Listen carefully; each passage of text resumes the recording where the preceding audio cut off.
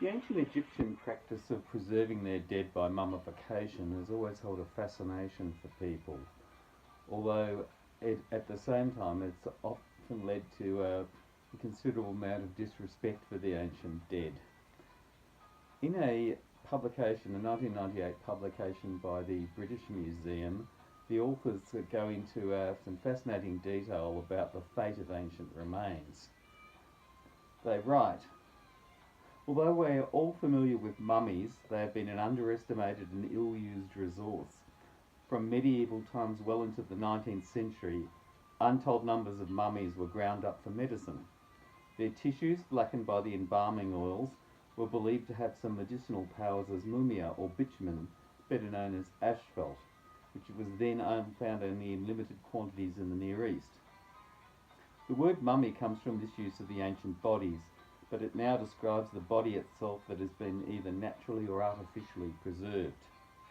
In the early 19th century, inspired by the discoveries that accompanied Napoleon's Nile campaign of 1798 to 1801, Egyptomania, the passion for anything Egyptian, swept Europe, and mummies became big business in a different way.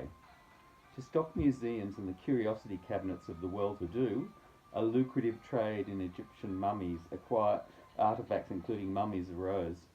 The unwrapping of a mummy acquired on a young gentleman's tour of Europe was an excuse for a fashionable soiree.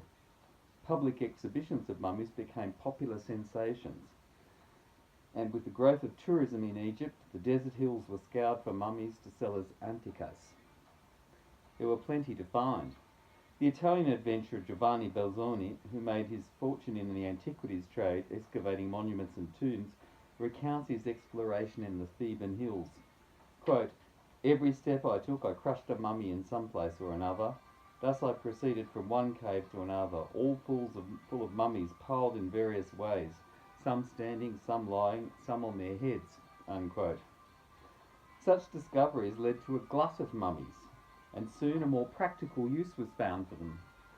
When faced with a severe shortage of rags for paper making due to the American Civil War, an enterprising paper manufacturer in Maine named Isaac Augustus Stanwood had the idea of importing mummies from Egypt for their linen wrappings.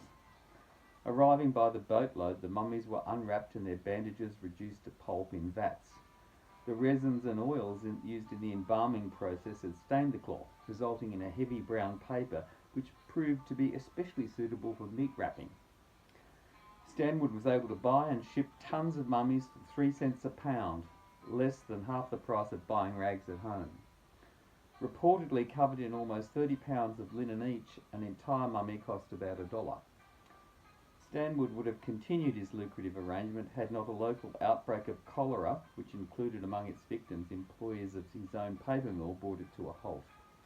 Although the mummies were blamed for the epidemic, the tradition of brown paper in meat markets can still be found today. But perhaps the most ignominious use of Egypt's legacy was as firewood.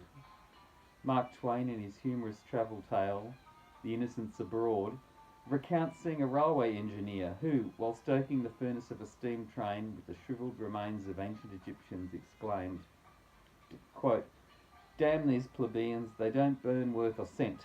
Pass out a king, unquote.